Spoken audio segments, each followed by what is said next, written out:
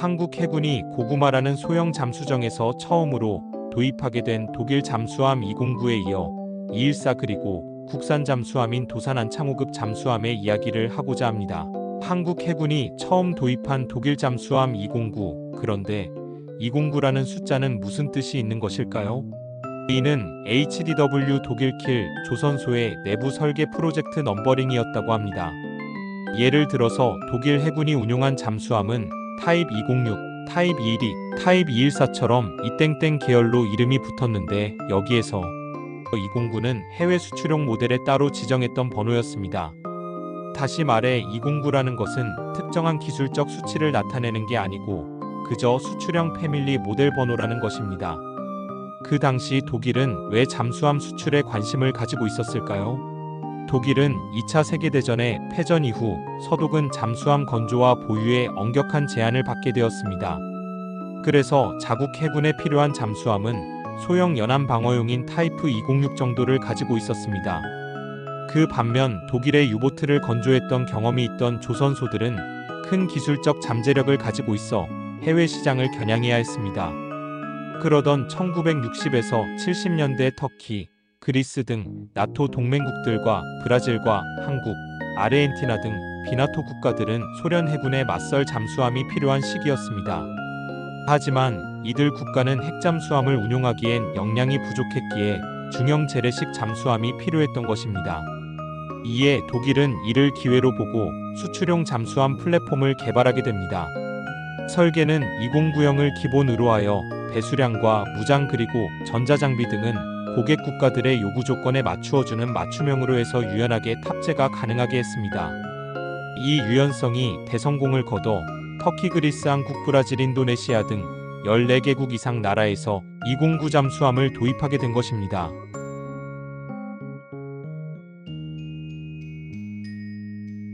한국 해군도 최초의 잠수함 209를 1980년대 말부터 도입하였습니다.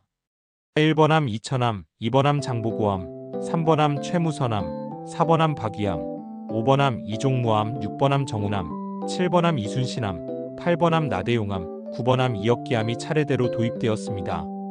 주요 성능은 길이 56m, 폭 6.2m, 수중 배수량 약 1200톤이며 추진체계는 디젤 전기 방식으로 수상에서 항해 시 디젤 엔진으로 발전기를 돌려 전지를 충전하고 잠항 시에는 그 축전지로 전기 모터를 작동하는 방식입니다. 전투체계는 독일 STN 아틀라스사의 이슈스 시스템이며 소나체계는 CSU-83 소나로 능동과 수동을 병행해 목표를 탐지했습니다. 전투체계인 이슈스는 인터그레이터드 센서 언더워터 시스템로 잠수함의 두뇌 역할을 하는데요. 여러 개의 소나에서 들어오는 음향 정보를 수집하여 적 함정 또는 잠수함, 기뢰 등의 위치를 파악하고 잠수함의 침로나 속도, 그리고 바다의 수심 등 항해 정보와 각종 전술 데이터를 통합 관리하면서 어뢰나 미사일 발사하는데 표적 탐지 추적하여 공격까지 하나의 체계에서 관리하는 기능을 수행합니다. 이로써 이전 세대의 잠수함은 장교들이 지도에 일일이 좌표를 찍었지만 이슈스는 컴퓨터가 계산해 실시간으로 전술 상황도를 제공함으로써 잠수함 작전의 효율성을 높이는 역할을 합니다. 함수의 기뢰 회피 소나를 탑재하여 해저의 기뢰를 회피하여 안전한 항해를 가능하게 합니다. 무장으로는 533mm 어뢰 발사관 8문이 있으며 어뢰와 기뢰 그리고 하푼 미사일까지 발사가 가능합니다.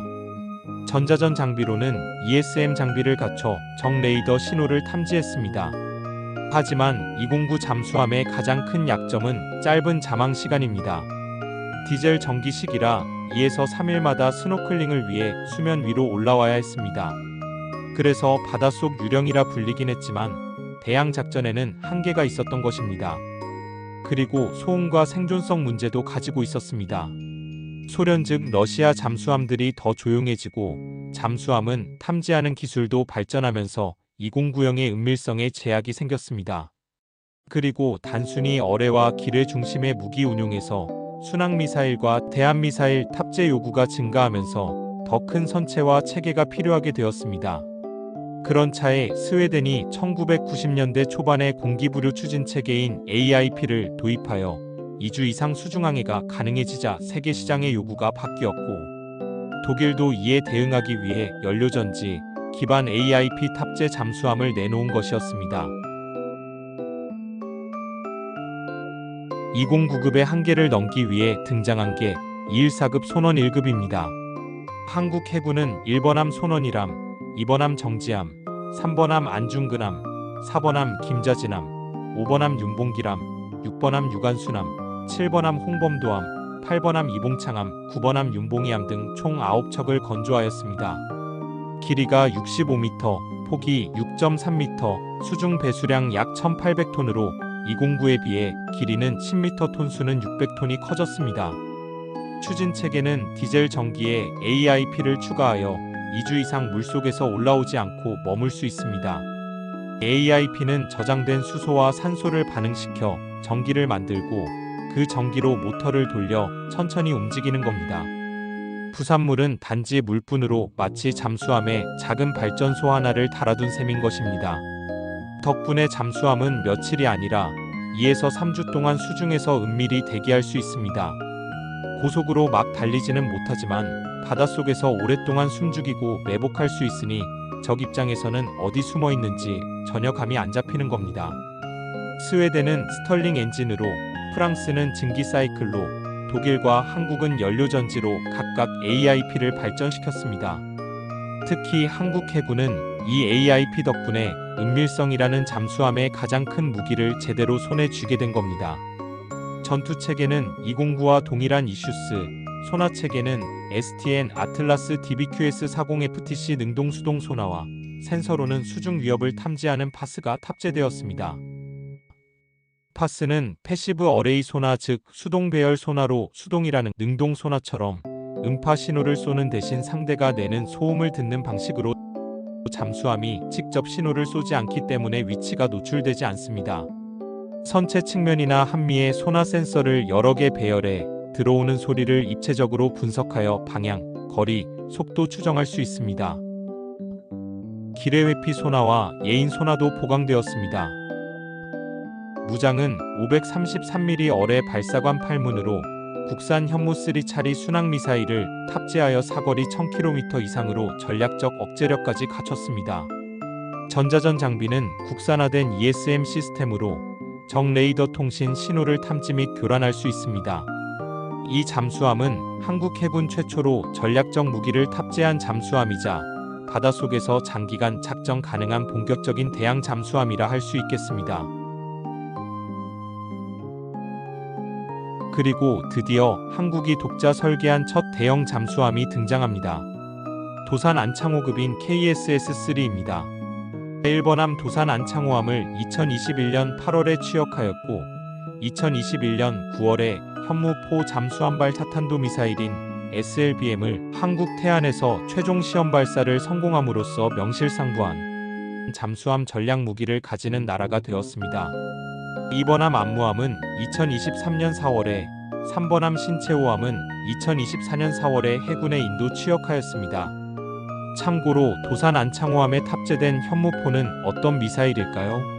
한국은 1970년에서 80년대부터 자체 탄도미사일인 현무 시리즈를 개발해왔습니다.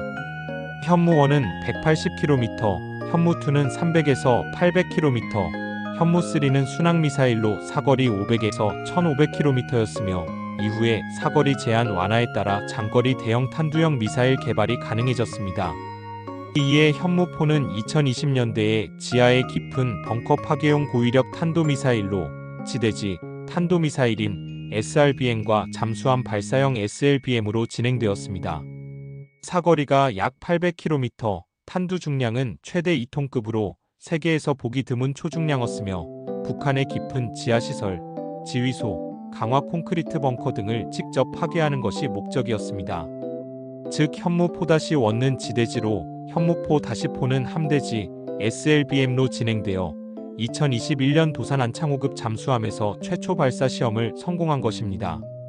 그렇다면 도산 안창호함에서 현무포 미사일을 보유하게 됨으로써 가지는 전략적 의미는 크다고 할 것입니다. 첫째, 전략적 억제력 강화입니다. 기존 현무2와 3는 지상 발사로 인해 위치 노출 가능성과 선제 타격 위험이 있었지만 잠수함 발사형 현무 4-4는 바다 어디서든 은밀히 발사가 가능하므로 적의 탐지와 선제 제거 불가능하다는 것입니다. 즉, 북한 핵미사일 억제 핵심에 대한 2차 타격 능력인 세컨드 스트라이크 케이퍼빌러티를 확보하게 된 것입니다. 둘째, 전술적 유연성입니다. 한국은 핵무기를 갖지 않았지만 SLBM 운용 자체가 준 핵억제력을 보유한 것으로 평가됩니다. 북한의 핵미사일 위협에 대하여 한국은 SLBM으로 북한의 지휘부와 전략 거점에 대한 보복이 가능하게 되었다는 것입니다. 셋째, 지역 전략 균형입니다. 일본, 중국, 러시아가 모두 강력한 잠수함 전력을 보유하고 있습니다. 이제 한국도 SLBM 잠수함을 보유함으로써 동북아 전략 균형에서 뒤처지지 않다는 것입니다. 결국 SLBM 보유국은 미국, 러시아, 중국, 영국, 프랑스, 인도 등 전 세계에서도 제한적인데, 이제 한국이 핵탄두 대신 재래식 초강력 미사일을 탑재했지만 SLBM 플랫폼을 보유했다는 자체가 전략국 클럽에 입성했다는 의미가 있습니다. 안창호급 잠수함의 주요 성능은 길이가 83.5m, 폭이 9.6m, 수중 배수량 약 3,700톤입니다. 추진 체계는 디젤 전기에 AIP에 차세대 배치2부터 리튬이온 배터리를 적용할 예정입니다. 전투 체계는 드디어 국산 통합 전투 체계가 탑재되고, 소나 체계 또한 국산 통합 소나 체계로 능동 수동해인 소나기뢰 P 소나 모두 탑재가 됩니다. 센서는 최신 수중 음향 탐지인 파스와 전자광학 장비가 장착된 마스트가 설치됩니다. 무장은 533mm 어뢰 발사관 8문에는 국산 어뢰와 기뢰를 그리고 수직 발사관 6기에는 SLBM을 발사할 수 있습니다. 전자전 장비는 최신 ESM과 레이더 경보 수신기가 장착되어 있는데, 나를 향해 조준하고 있다는 신호를 잡아내는 장비인 레이더 경보 수신기는 적 함정이나 항공기가 잠수함이 수면 근처로 올라왔을 때 레이더를 쏘면 경보 수신기가 해당 레이더 신호를 감지하는 기능으로 잠수함이 잔망경 깊이로 부상했을 때가 가장 취약한 순간인데, 이때 누가 보고 있는지 알려주는 경보장치로 잠수함의 생존 경보장치의 역할하는 중요한 장비인 것입니다. 안창호급 잠수함은 우리가 외국 도움 없이 독자적으로 전략 잠수함을 만들 수 있다는 신호탄이었습니다. 사실 도산 안창호급 1번함 건조 당시 압력 선체에 용접 한 줄을 놓고도 수십 번의 품질 검사를 했다고 합니다. 잠수함은 한 땀의 결함이 곧 침몰로 이어질 수 있기 때문이었습니다. 한국 기술진들이 그걸 해냈고 전 세계가 놀라고 있습니다. 그렇다면 한국 잠수함은 세계적으로 어느 정도 수준일까요? 핵잠수함을 가진 미국, 러시아, 중국, 프랑스에는 아직 뒤처집니다. 그들은 수개월간 물속에 머물며 전 세계를 돌아다닐 수 있습니다. 하지만 재래식 디젤 전기 잠수함 분야에서는 독일과 일본과 함께 세계 최상위권이라 할 수 있습니다. 특히 이 도산 안창호급은 세계 3대 최신 디젤 잠수함에 꼽히기도 했습니다. 그래도 보강해야 할 부분도 있습니다. 첫째로 원거리 작전과 장기 체류를 위한 핵추진 잠수함 확보가 반드시 필요합니다. 둘째, 북한의 소형 잠수정 위협에 대응하려면 초계기와 헬기와 연계된 통합 대잠수함 작전력이 필요합니다. 셋째로 미래 기술 투자가 필요합니다. 무인 잠수정과 AI 기반의 음향 탐지, 그리고 리튬이온 배터리의 안정화 기술 등이 그 핵심입니다. 고구마 잠수정에서 시작해 장보고급 209형, 손원 1급 214형을 거쳐 이제 도산 안창호급 KSS-3까지 한국 해군 잠수함은 단순한 무기를 넘어 국가 전략의 핵심 자산으로 성장했습니다. 여러분, 바닷속 보이지 않는 창 끝에서 대한민국의 안보를 지키는 이 잠수함들, 앞으로는 한국형 핵잠수함까지 등장할까요? 그 이야기는 다음 시간에 이어가겠습니다. 좋아요와 구독은 영상을 만드는 데 많은 힘이 됩니다.